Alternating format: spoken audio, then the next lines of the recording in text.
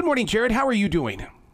Hey, I'm good. How are you doing? Fantastic. I'm very excited to have a conversation with you. And the reason why is because for a couple of decades now, on iHeartRadio, in my daily writing, I have always spoken that the true geniuses of this modern day world are those who are coming from the street, because you know survival, you know how to get out of things, and you know how to create conversations. And I just think this is such a blessing to actually speak with somebody who has been to hell and doesn't want us to go in there. Yeah. Well, thank you. I'm honored that you'd say something like that.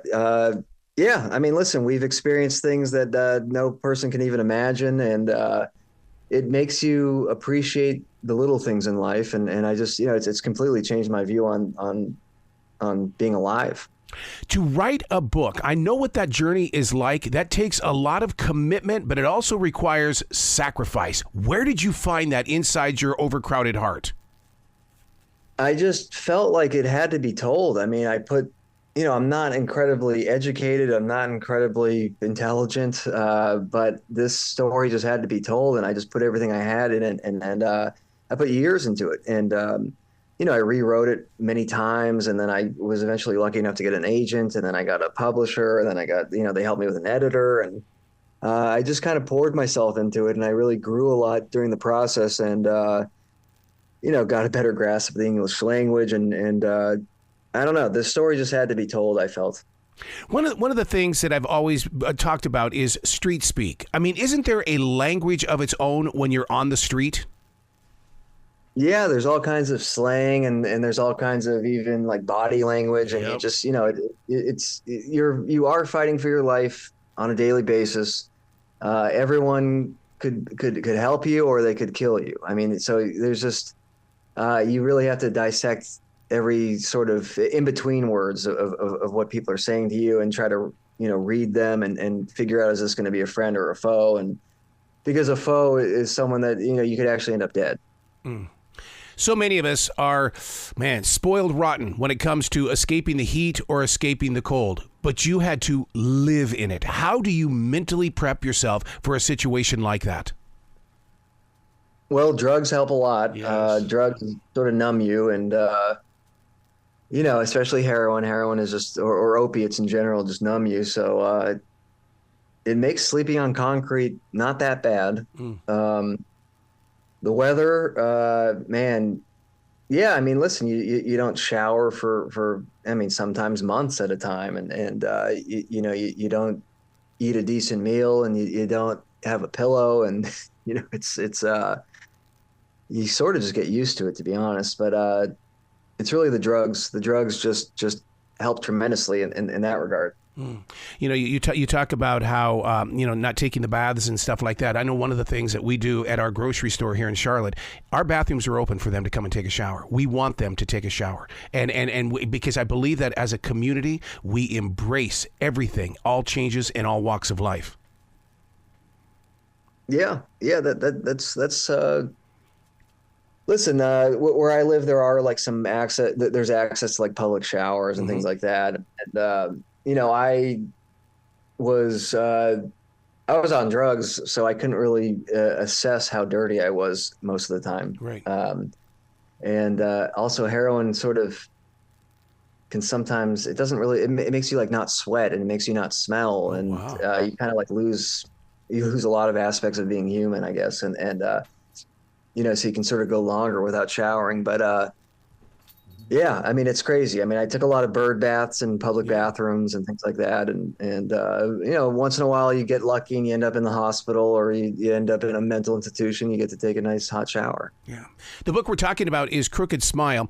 Because I am a book author, that title is what gets the attention of a passerby in any bookstore, or even if they're on Amazon. So what led you to that name title? Oh, well, it's the title can be interpreted maybe as corny, but or metaphoric, but it's actually quite literal. I was homeless, did a bunch of drugs and blacked out, and woke up, and my face was pretty destroyed, and I was actually missing part of it. I still don't exactly know what happened, but it appears that I got sliced with a knife and then did some damage on my own, and I actually had to get reconstructive surgery on my mouth. So I have some scarring And that is where the title comes from. And I mean, it's a little bit more interesting than that, but I won't spoil the book. But yeah, it's quite the title is literal. Yeah.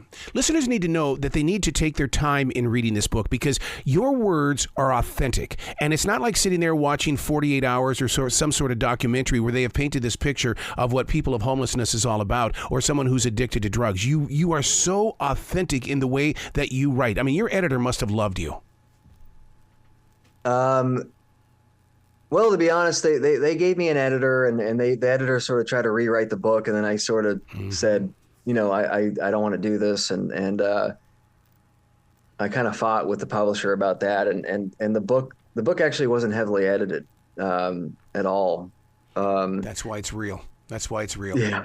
They and listen, God bless them and everything, but, I didn't really want them to rewrite the book. And, so I don't know. Listen, it's not perfect. I'm not Shakespeare. I'm not, Thomas Pynchon or anything, but, it's a pretty easy read. I'm not incredibly, I don't know. I don't consider myself like incredibly intelligent or good at prose or anything. It's a pretty simple read, but listen, there's some good stories in there and it's real. It's raw and it's from, my heart. I can so relate with the story about the editor because on my second book, she did not want me to write the book the way that I did, and she wanted to correct it. And so, but I begged her to stay on as the editor. But what she did on the book cover, she spelled her name backwards so people wouldn't recognize it. Yeah. Well, listen, I had an editor. I actually paid an editor personally at first before I even had a book deal.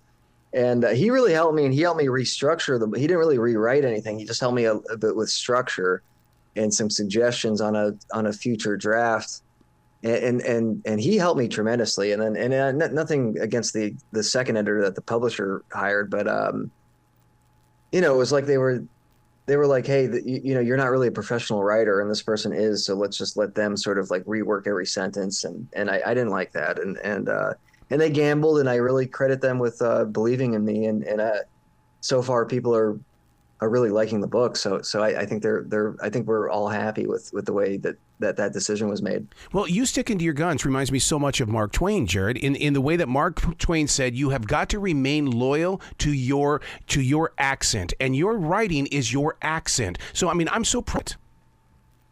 Yeah, thank you. I think that's where they kind of came around, and because I said, hey, listen, this is my voice, and my voice may be imperfect, but this is not like a fictional story. This is sort of the story of my life, and it's a very it's very graphic. It's a very graphic topic, and I really respect them in ending up agreeing with my proposal to just sort of leave it, most of it, the way that I wrote it.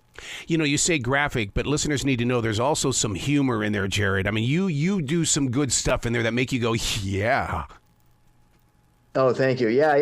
Listen, it's very dark subject matter, but oftentimes very dark things are very funny after the fact. And I try to be funny and I try to be lighthearted. And listen, frankly, it is funny. It's funny when drugs make people do incredibly stupid things and act not in their own self-interest, and hilarity often does ensue from that. Who is Michael Schellenberger, because he starts this book off? I mean, that's the way I stepped into this book. It's like, ooh, this is going to be interesting. Yeah, Michael Schellenberger is a friend.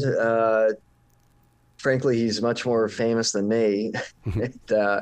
He's just he's an author. He wrote a book called San Francisco that I was a really big fan of, and he sort of had some of the similar ideas about how we address addiction and homelessness, and I'm actually a former homeless drug addict, so I reached out to him and said, hey, listen, I actually agree with everything you're saying, and I happen to have been homeless and addicted, and we sort of just struck up a friendship, and he's a lot smarter than me and a lot more accredited, and he's written multiple books, and he really helped me out, and we're mostly in agreement about all these things. So he graciously wrote the forward to this book. Yeah. You use a word inside the book, Crooked Smile, that I was taken back, and the reason why is because it's such an old-fashioned word, but it says so much, and only because Rod Stewart was put in jail because of it. Vagrancy. You don't hear that word anymore, but you use it, and I knew exactly what you were talking about.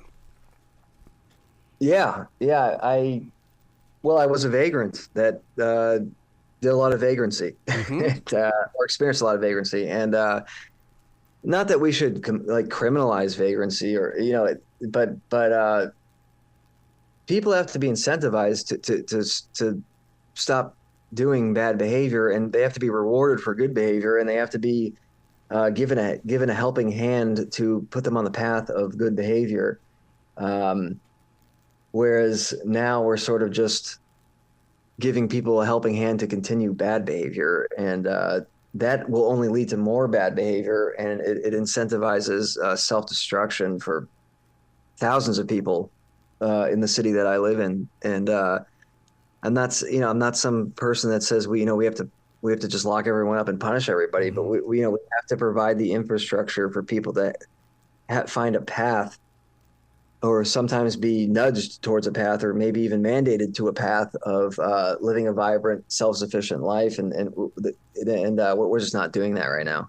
I just wish that we had more listeners in the way that people would take the time to listen to those who've come from the street or are on the street. Because, Willie and every time I saw Willie, he would sit down and tell me about why he loves music and how he plays it on his guitar. And he would play it for me. And it's like, I just wish people would take the time to learn another culture. Yeah. Well, I wish people that were in charge of making policies and ran this country would listen to a homeless or an ex-homeless person for once when dealing with drafting policies around homelessness and addiction. They don't seem to do that. They like to listen to people that went to Harvard or have PhDs in social work, and people that have never slept outside. And at some point, we're gonna have to start listening to people that slept outside if we're gonna try to address the problem of thousands of people that are sleeping outside right now.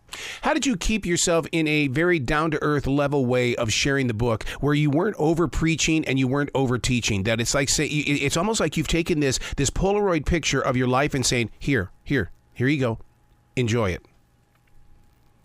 Yeah, well, I don't have an ego about it. I don't think I'm better than anybody. Fortunately, I have. Well, listen, I have a world-class education in being a scoundrel, basically. Yeah. So. I can, with that comes a bit of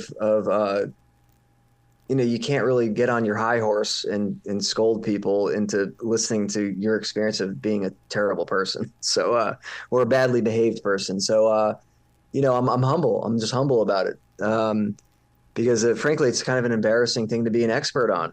And, so I try not to scold people into listening to me, but at the same time, I'm letting them know, like, hey, listen, there's no schooling that you can get for this. There's no degree that you can get in understanding this better than someone that actually lived it.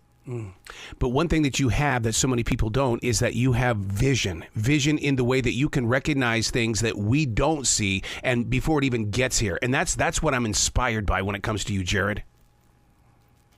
Yeah, thank you. Yeah,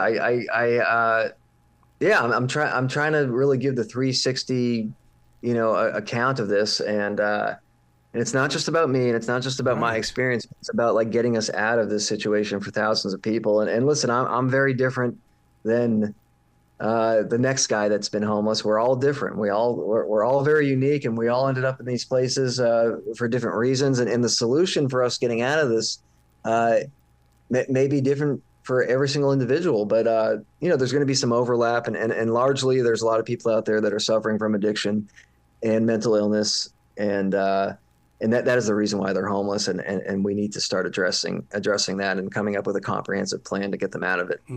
Did you feel violated by what I call the professional people that are standing on street corners? In other words, they're on there, they've got their signs. We give our dollars and we give food and water, and then when it's all said and done, they go home in their fancy car. I'm not offended by it. If people,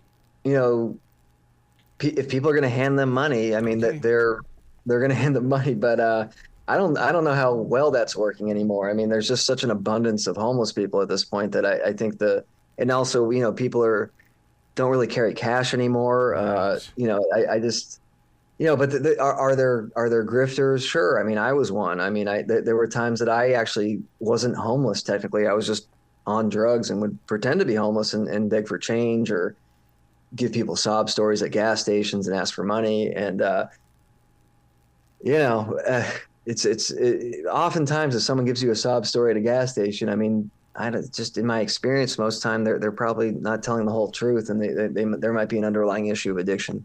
After this book, I'm going to put this in the universe, Jared. I would love for you to write stories about, where you can just create some novels and about other people of homelessness that really that don't exist, but yet inside your books they do, because you've got that experience inside your soul to be a storyteller.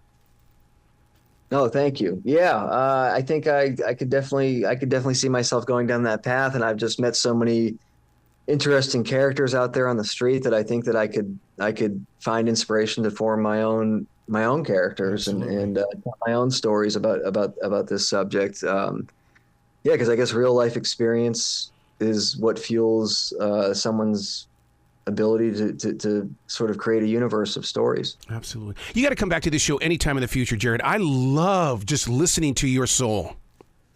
Oh, thank you so much. I'm honored. I'd love to come back. Excellent. Well, you be brilliant today, okay? Okay, thank you. You too.